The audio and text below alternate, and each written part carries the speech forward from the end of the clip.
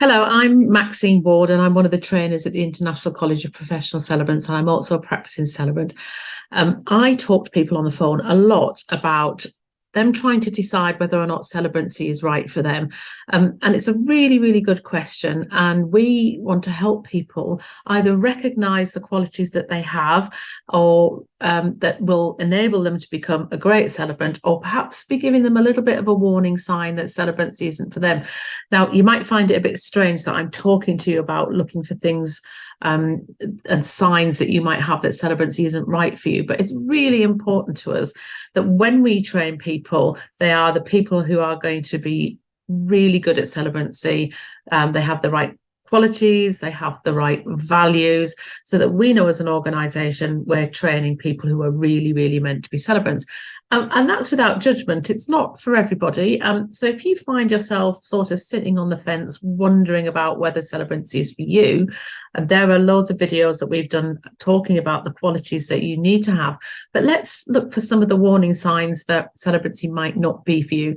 The first question I would ask you is, are you a people person? So if you don't feel that you naturally are, you find it really difficult to initiate conversations, you find it difficult to ask questions, you find it difficult when people are getting quite personal with you and telling you personal, sometimes difficult and awkward things, that's definitely something to watch out for, because during your role, you'll be visiting families and talking to couples about some of the most intimate and important milestones in their life. You'll be helping to take them through some of the most joyous times and through some of the most difficult times in their lives. And so it really means that you need to be a people person. You need to have bags of empathy, active listening skills, and really good with your communication, and to be patient. So if you don't feel that you naturally engage with others and you're not a naturally curious person, then perhaps celebrancy really isn't the route for you to go down. I'm going to talk about business now. Now, celebrancy is a business, and all new businesses, when they're starting up, need a little bit of investment. So think about, if you're in a job, are you in a position where you can stop that job if you want to do celebrancy full time? Because it is going to take you a while to set up. I myself was made redundant, and I was fortunate to have a little nest egg that allowed me to set up in the technology and the marketing and all my brands and my communications, like my business cards, etc. And also had to pay for my training. So it really does require some investment. Now, we don't want people to come to training if they're really struggling with that. We can break down the training and you can pay for it over a couple of months if that makes it easier, but you will have some other costs too. So if you're currently struggling to make ends meet, this might not be the best time for you to become a celebrant, and it might be better to come back and invest in your training and your kit and your collateral and your marketing when you're in a better position to do so. So, we want you to be confident and ready that you can set up your business and get out of the starting blocks and get new business in soon. Now, some people choose to be wedding celebrants, some people choose to be funeral celebrants, and some people choose to be both. But if you choose to be a funeral celebrant, then you are going to have to talk about death.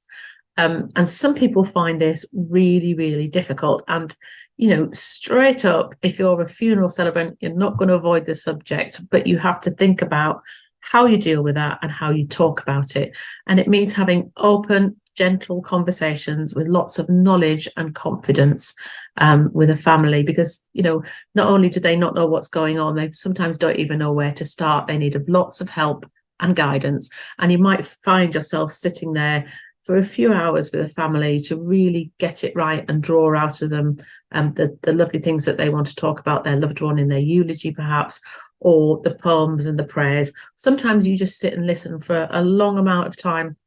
So if you find that awkward or difficult, again, it might not be that funeral celebrancy is what you want to do. However, you can train to be a wedding celebrant. And if you come to the ICPC, we train you for both. And there is a podcast about why it's good to understand all of the skills that you need in order to be a funeral celebrant, even if you're only going to do other ceremonies such as weddings, renewal of vows, and naming. So we believe by training in all elements of celebrancy, it makes you become a more rounded and knowledgeable celebrant. And you never know, you might do a wedding for a family who then come back and ask you at a later date to do a funeral for a loved one. And you might think, I had a really good relationship with that family, and that's something that I want to do.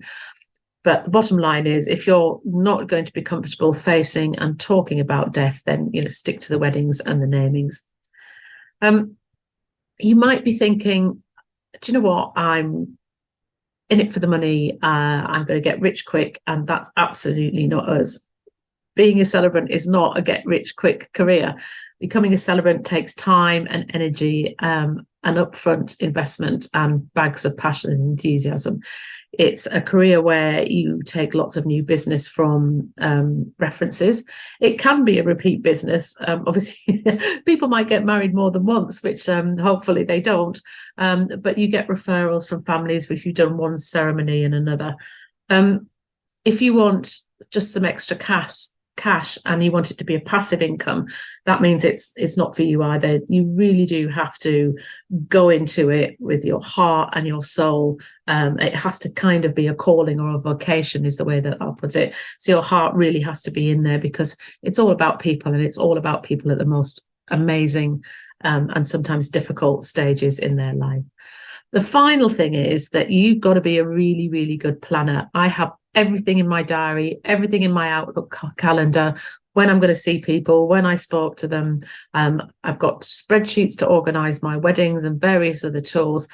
So you have to be really, really well organised. It's not only doing the ceremonies or the services themselves, it's planning your meetings with the families, planning your meetings with the couples, and then taking time to write them. And that all has to be carefully planned, and each bit will have its own deadline. So it's really important that you can be reliable and on time, and you have everything organised around you so that you can do your job well and get fantastic testimonials and more business in the future, really.